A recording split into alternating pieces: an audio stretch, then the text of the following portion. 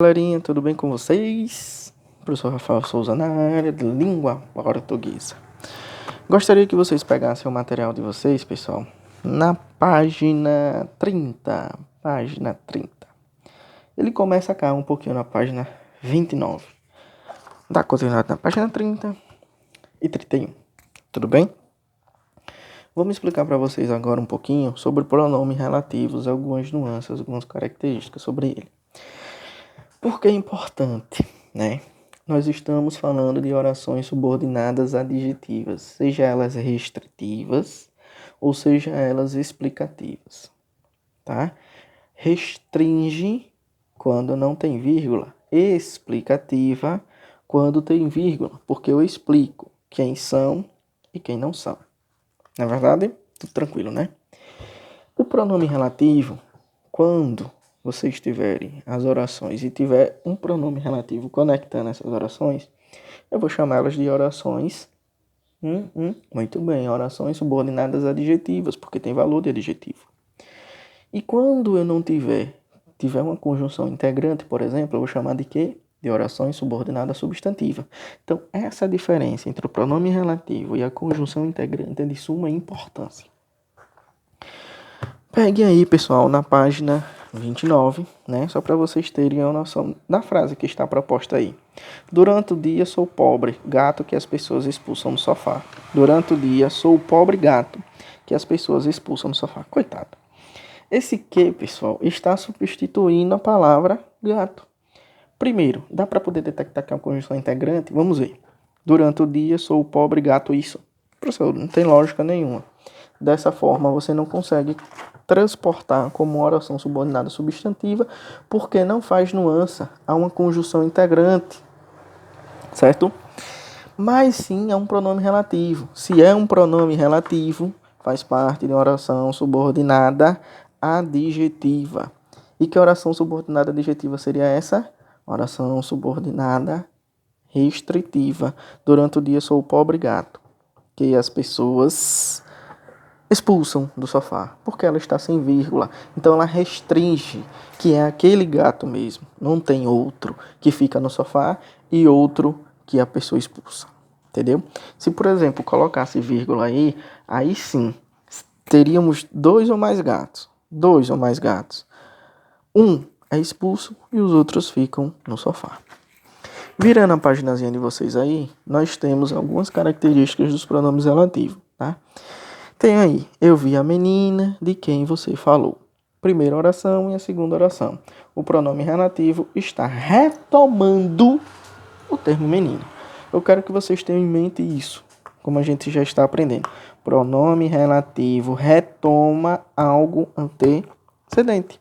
Simples, fácil, objetivo, assim, sem pestanejar. Não respire, como diz o saudoso Pestana, né? Retomou um termo que já foi falado, um termo antecedente, pronome relativo. Pessoal, diante dos pronomes relativos, nós temos os variáveis e os invariáveis, o que não varia, que, quem e onde. Que, quem e onde são invariáveis. Os alunos, quens. Não tem como esse quens variar, concordar. Então, note que esse aluno está no plural, mas esse que é invariável. O quem também. O onde também. O qual, os quais. A qual, as quais. Tá vendo que agora eles variam? Então, quando eu digo variável ou invariável, permeia muito sobre essa característica da sua concordância do termo singular ou plural do seu termo antecedente. Ficou claro, pessoal? Pronto. Vamos para o que? Pronome relativo o que? Esse pronome é utilizado quanto antecedente, nomeia coisa ou pessoa, por ser substituído por o ou por a. O bolo que você comprou estava delicioso. O bolo, isso tem como ser uma conjunção integrante? Não.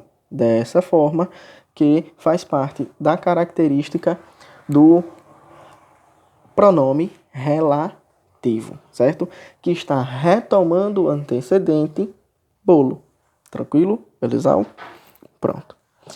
Pessoal, há uma informação importantíssima que está abaixo dessa contextualização. Preste bem atenção, viu? Observação.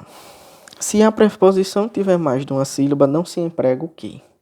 Ontem assisti ao filme sobre o qual você falou. Pessoal, parece meio assim, coisas da língua portuguesa, mas os principais gramáticos normativos falam sobre isso. Presta atenção, eu vou pegar um verbo que exige uma preposição. Pronto, o verbo gostar. Quem gosta, gosta de alguma coisa. Então vamos lá. Ana Maria gosta de que façamos o dever dela. Ana Maria gosta de que façamos o dever dela. Certo? Outra conjuntura. O bolo de que você ou de que Ana Maria gosta é de cenoura. O bolo de que Ana Maria gosta é de cenoura. Escreva essa frase aí. O bolo. Vou escrever aqui também, tá? Eu vou substituir a frase anterior só para ficar melhor sistematizado para vocês. De que Ana Maria gosta é de cenoura. Pronto. Pessoal, quem gosta, gosta de alguma coisa. Primeiro de tudo, quando você tiver um verbo ou um nome que exija a preposição, ele precisa vir antes do pronome relativo. Primeiro de tudo, por que esse que é um pronome relativo? Porque ele está substituindo o bolo. Pega uma setazinha aí e coloque do que é o bolo, porque ele faz substituição do bolo. Tranquilo? Pronto, beleza. Professor, esse de saiu da onde? Esse de, pessoal, saiu do verbo gosta, porque quem gosta, gosta de alguma coisa. Então, o que acontece? Primeira dica minha. Quando você tiver um verbo ou um nome que exige uma preposição, essa preposição vem antes do que? Ela não pode vir assim, ó. Ana Maria, que o bolo que Ana Maria gosta é de cenoura. Esse que, segundo a gramática normativa, tem que estar precedido de preposição, porque existe o verbo gostar. Tranquilo, pessoal? Beleza? Professor, mas nessa conjuntura aí eu posso utilizar o de? Pode. Por quê? Porque esse que aí, ele só aceita preposições monossílabas. Ou seja, que tenham uma sílaba só. Certo? Professor, se eu coloco aí uma palavra, por exemplo, o verbo assistir, que exige uma preposição de sílaba, com duas sílabas, aí infelizmente você não tem como utilizar o quê? Certo? O bolo, o qual Ana Maria assistiu, ouviu, é de cenoura. Fazendo, né? Vou botar fazendo aí para ficar um negócio mais bonito. Então, pessoal, segundo a gramática normativa, eu quero que vocês tenham essa nuance em mente, melhor dizendo. Que se a palavra ou se o verbo posterior a ele exigir preposição, a preposição tem que vir antes do que? Ponto. Segundo ponto. O pronome relativo que só aceita as preposições monossílabas com uma sílaba só. Se, por acaso, for duas ou mais sílabas para uma preposição, normalmente são duas, não se usa o que. Você pode substituir por outro pronome, como o qual. Tranquilo? Perfeito? Tá belezão aí? Pronto. Essa seria uma parte importante da explicação, tá bom? Pronome relativo, quem? Esse pronome retoma os termos que se refere, pessoas ou seres personificados, sempre para nós precedido de preposição. Muito interessante, ó. Lembra do que eu acabei de explicar? O que ele só vai aparecer precedido de preposição se um verbo ou nome exigir. Já o quem, ele vai aparecer precedido de preposição. Na sua natureza, ele é precedido de preposição. Há muitos alunos com quem. Note que a preposição é imprescindível aí. Perfeito? Tranquilo? Partindo para o próximo exemplo.